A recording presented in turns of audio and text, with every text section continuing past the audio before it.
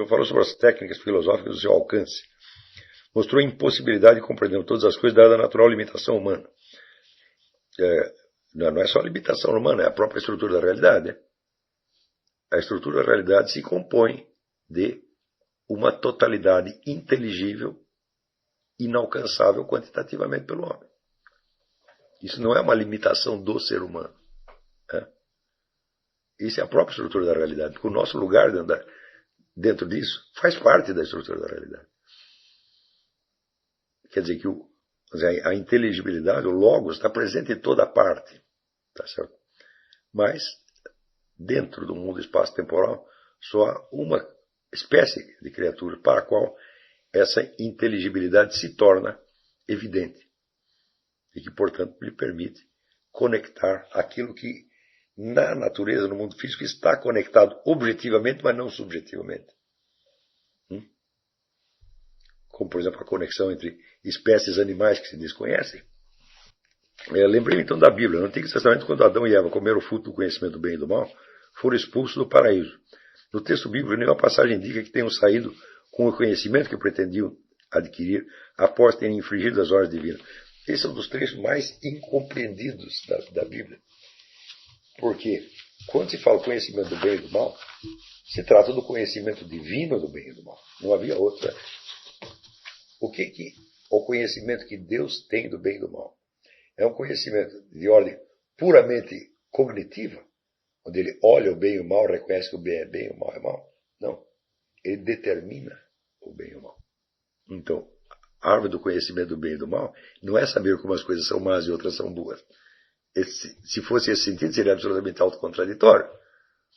Né? Vamos dizer, se o conhecimento do bem e do mal fosse apenas conhecer o bem e o mal, isso seria incompatível com a ideia de Deus dar uma ordem para eles. Se Deus deu um mandamento, né? É claro que obedecer o mandamento é bom e desobedecer ele é mal. Então Deus não pode dar uma ordem e ao mesmo tempo proibir os caras de conhecer o bem e o mal, no sentido humano desse conhecimento. Né? Então não se trata, evidentemente, disso, do mero discernimento. Né? Deus não pode proibir os Adão e Eva de conhecer o bem e o mal e depois reclamar porque eles deram o ouvido à serpente.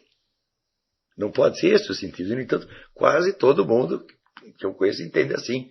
Por quê? Porque nesse mundo não tem mais padre, nem pastor protestante, só tem um monte de vagabundo, tá entendendo? De batino, de clérigo, tomando dinheiro dos outros, enganando e não explicando as coisas mais elementares. Trata-se de conhecimento divino, portanto, da capacidade de determinar, pela sua própria natureza, o que é o bem e o mal. Ao contrário, o homem não pode fazer isso. Ele vive dentro de um campo onde existe o bem e o mal pré-determinados por Deus. Esse conhecimento ele pode ter, o que ele não pode ter é o conhecimento divino. E por isso que diz que a árvore do bem e do mal estava no centro do paraíso. Então o que eles tentaram fazer? Usurpar a autoridade divina de determinar o bem e o mal. Entendeu? Deus também não determina o bem e o mal arbitrariamente, mas segundo a expressão da sua natureza. E mais adiante nos Evangelhos, João 8,32, está a citação do ensinamento de Cristo. Em verdade vos digo, conhecereis a verdade, ela vos libertará. Considerando que o conhecimento da totalidade das pessoas é possível para Deus, e dado que quanto mais conhecemos, mais nos libertamos, conforme está escrito na Bíblia, pergunta, essa aparente contradição seria, em outras palavras, o mesmo que foi dito na aula? Bom, de fato é uma contradição somente aparente. Mas você não está proibido de conhecer a verdade humanamente, e nem de conhecer o bem e o mal humanamente. Você está proibido de tentar ser a causa de todas as coisas e o fator gerador do bem e do mal. Que é exatamente, vamos dizer, o que a cultura moderna está tentando fazer, quer dizer, dizendo que o bem e o mal é uma escolha sua, eles não existem, são criações culturais, etc, etc. Agora, se você entende, né, que a proibição de tocar na árvore do bem e do mal fosse uma proibição do conhecimento, então você cairia na interpretação gnóstica, que Deus fez Adão e Eva dois idiotas que não podiam saber nada, e que daí veio a serpente salvadora e lhes mostrou, né, o horizonte do conhecimento. O nosso amigo Meira Pena caiu nesse pecado formidável de gnosticismo nas primeiras páginas do seu livro O Espírito das Revoluções. Mas erro baseado na falsa interpretação da palavra conhecimento, na expressão conhecimento do bem e do mal. Porque eles não, vamos dizer, eles não tinham precedente de um conhecimento humano do bem e do mal. Só Deus sabia o bem e o mal. Né? Então, se não tinha o precedente humano, então só podia ser o conhecimento divino. Está compreendendo? Tá? Deu para entender agora? Você encontrar um padre, um pastor, ensina isso para ele, pelo amor de Deus. Né? Fiquei mais em dúvida quanto ao Evangelho de João, porque ao ler aquela passagem fiquei propenso a acreditar. E para aqueles que buscam a verdade, Deus revelará quando assim lhe aprouver. Quis a Bíblia, nessas duas passagens, mostrar a impossibilidade do conhecimento total pelos homens, mas ao mesmo tempo indicar que, mesmo diante dessa limitação, podemos e devemos buscar alcançar a libertação. Mas se for assim, libertação de quê? Se não podemos jamais alcançar Deus na sua plenitude.